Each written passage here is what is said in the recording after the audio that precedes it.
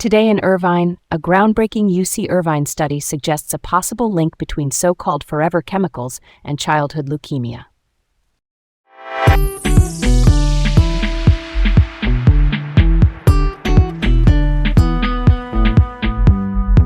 I'm Leah. And I'm Garrett. Welcome to Laid Back Local, the news of the day with Leah and Garrett in Irvine, California. First up, UC Irvine researchers just published a study hinting at a connection between prenatal exposure to PFAS, those long-lasting forever chemicals, and acute lymphoblastic leukemia, the most common childhood blood cancer.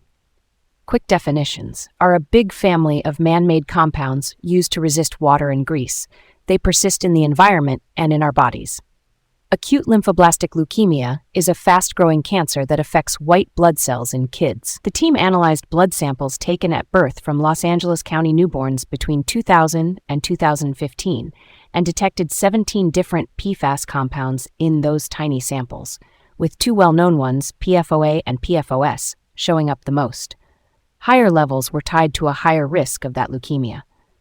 The authors are careful to note this doesn't prove cause and effect. It signals a possible contribution to risk. The paper appeared in April in the Journal of Exposure Science and Environmental Epidemiology, a peer-reviewed journal focused on how environmental exposures affect health, and it's sparking calls for more regulatory scrutiny because PFAS show up in drinking water, non-stick pans, food wrappers, and even some cosmetics. Here's where it gets interesting. The study also noted that families with higher socioeconomic status had higher exposure. Why would that be? Yeah, that kind of blew my mind. The likely reason is product patterns. Households with more disposable income may buy more performance gear and treated textiles, think stain-resistant carpets and water-repellent jackets, plus premium food packaging and certain cosmetics, all places PFAS can hide. Basically, more products that resist water, oil, or heat can mean more PFAS. I'm not gonna lie, it's a wake-up call. These chemicals are everywhere. That's pretty wild, right? The study doesn't go as far as policy recommendations, but I'd like to see stronger limits on PFAS in water and consumer goods. Even without definitive causation, reducing exposure to persistent chemicals feels like a common-sense move. Totally, real talk. It adds weight to the idea that our environment can shape childhood health. More research is coming, but for now, knowing PFAS are in everyday items is useful context. All right, let's roll on to the next story. 2 Orange County public high schools are changing mascots. Canyon High School in Anaheim Hills and Fullerton High School in Fullerton are revamping logos and team names to comply with the California Racial Mascots Act, a 2024 state law that phases out Native American team names and mascots from public K-12 schools. The deadline is July 2026 for most, with some extensions to 2028 if certain conditions are met. The law does not apply to schools run by tribal organizations. Canyon is becoming the Cobras, and Fullerton is moving to the Red Hawks. The core idea is cultural sensitivity, avoiding caricatures or stereotypes of Native peoples in school branding. I applaud that shift.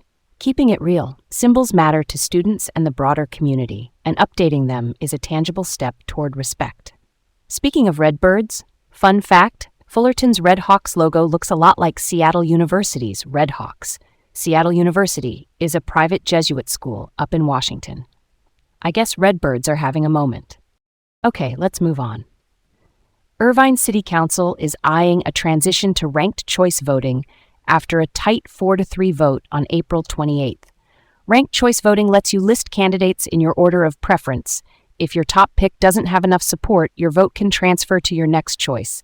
The idea is to reduce the spoiler effect when similar candidates split votes, and to ensure the winner has broader community support.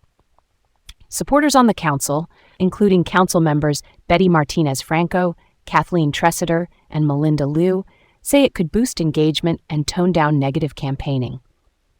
Opponents, including Mayor Larry Agron and council members James Mai and Mike Carroll, worry about voter confusion and costs. The city attorney now has until May 15 to draft an ordinance, that's the formal local law, and a cost analysis to outline the price tag and logistics.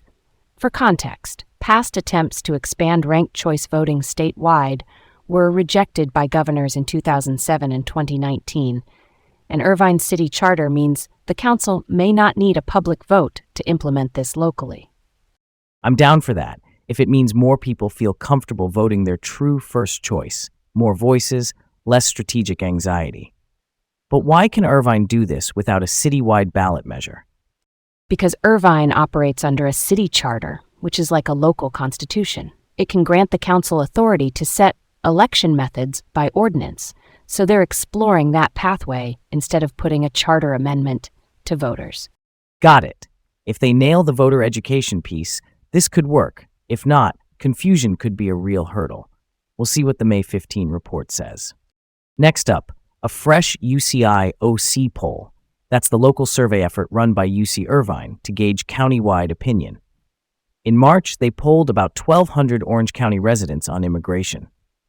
Big takeaway. Most residents see immigrants as a cultural and economic positive, but people are split on federal-level deportation policies tied to former President Trump. The poll spotted movement among independents toward positions typically held by Democrats on immigration, leaving Republicans more isolated on this issue, at least in this snapshot. Generational trends also show up. Younger residents lean more immigrant-friendly, which could shape the county's political map over time. That's notable, given the county's history. Think back to support for Prop 187 in the 1990s, a ballot measure aimed at restricting public services for undocumented immigrants that was mostly struck down in court.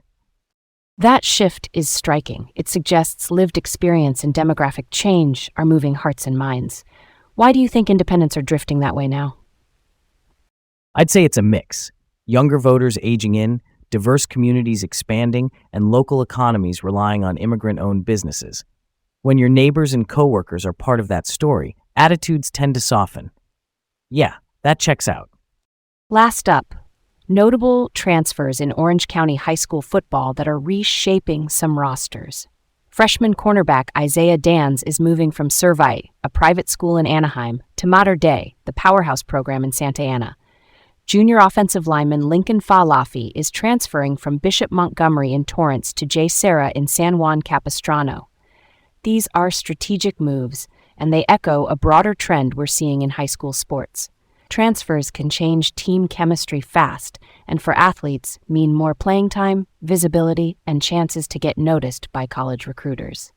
Yeah, the scale of high school transfers now is kind of like mini college free agency. Wild how that works out. From a player's perspective, I get it. If a different system or coaching staff can unlock your potential, that's a big deal. For teams, though, it's a puzzle. Coaches have to regel their lines and units quickly. That's something to chew on, huh? All right, that ties it up nicely. Thanks for tuning in to Laid Back Local, the news of the day with Leah and Garrett here in Irvine. Have a great day, and we'll see you back here tomorrow.